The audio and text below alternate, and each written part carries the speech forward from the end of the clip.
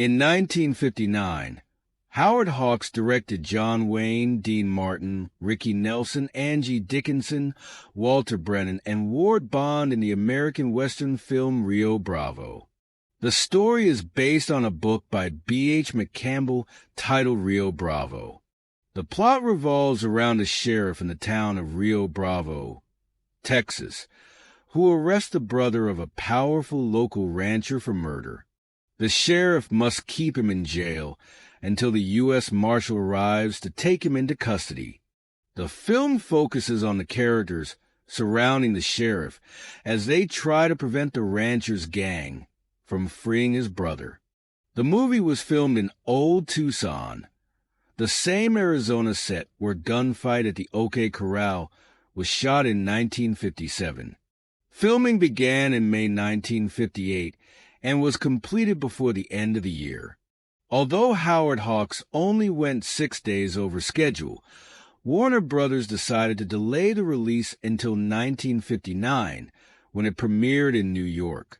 Filming outdoor scenes was challenging due to the 120-degree heat experienced on set. Additionally, there was a grasshopper invasion.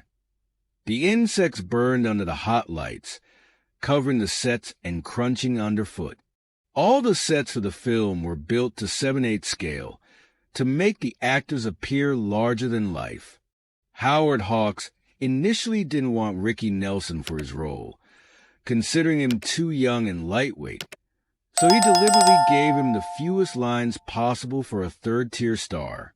However, Hawks later admitted that Nelson's presence likely added around $2 million to the film's box office. Dean Martin's agent contacted Hawks to consider his client for the role of the drunken deputy, Dude. Hawks agreed to meet Martin at 9:30 a.m. the next day. Martin had performed a show in Las Vegas until midnight and rented a plane to attend the meeting. Hawks was so impressed that he told Martin to get a costume and gave him the role. Dean Martin was unsure how to portray Dude, an alcoholic battling his inner demons. Despite the public perception that Martin drank heavily, his stage glass actually contained apple juice.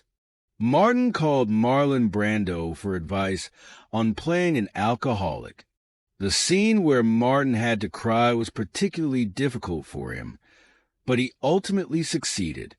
On May 8, 1958, John Wayne and Dean Martin gave Ricky Nelson a memorable 18th birthday gift, a 300-pound sack of cow manure.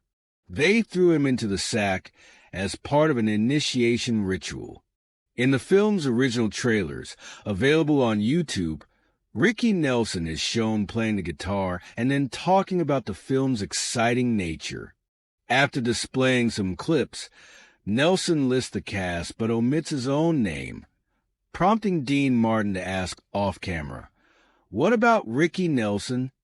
Throughout most of the film, John Wayne's character, Chance, wears the front of his hat tilted upward, giving him a friendlier look.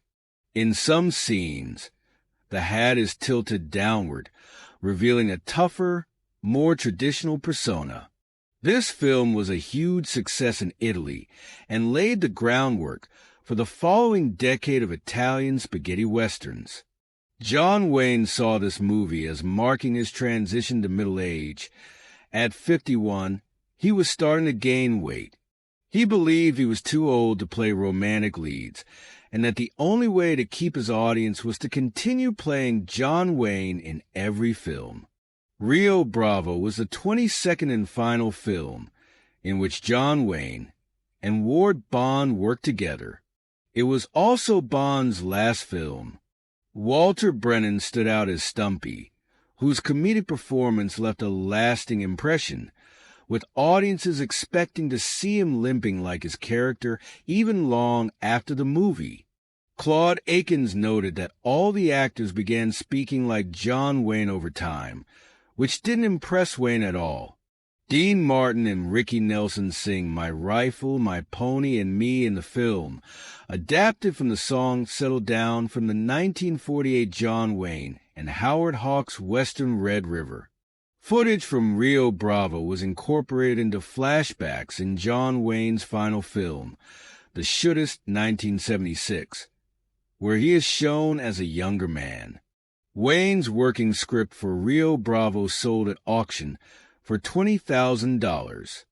Nearly all of its 122 pages were folded in half, a habit of Wayne's with his scripts.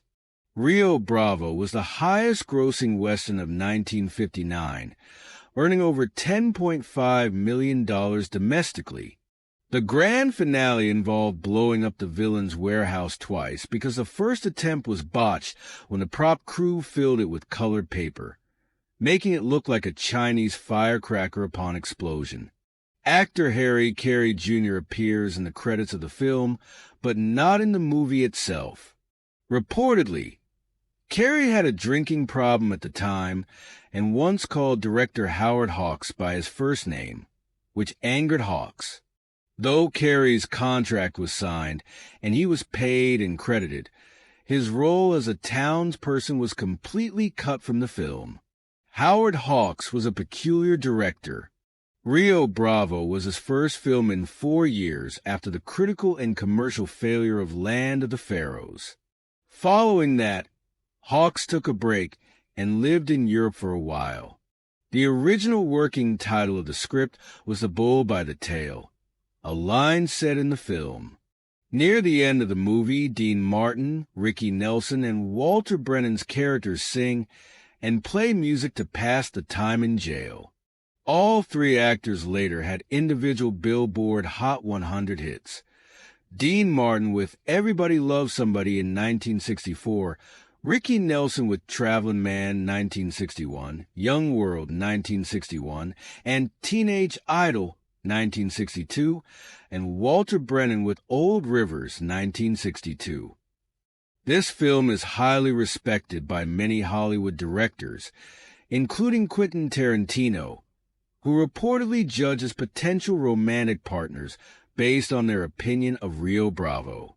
One of the first things he does on a date is watch Rio Bravo with the woman. If she doesn't like it, he doesn't see her again. I love every character in this film. I think it's one of the best Westerns ever made. Take some time to rewatch Rio Bravo. I think you'll enjoy it. Here we end. Thank you for your attention. Like and subscribe. There are many interesting things ahead. Good luck.